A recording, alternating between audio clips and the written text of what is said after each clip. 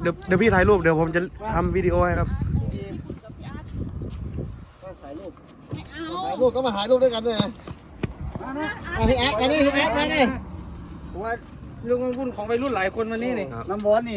ปิดจอบแล้วน้ำบอลปิดจอบแล้วไม่ได้มาอีกแล้วไม่ต่ำกว่า300ครับผมวันนี้ยังอันนี้ขึ้นมาหันฝาเจ้าเอาอะไรหนุนตรงนี้หน่อยได้ไหมหนุนดาบให้ที่เราขึ้นมานี่หนุนดาบให้หน่อยพี่ถึงนี่เลยไหม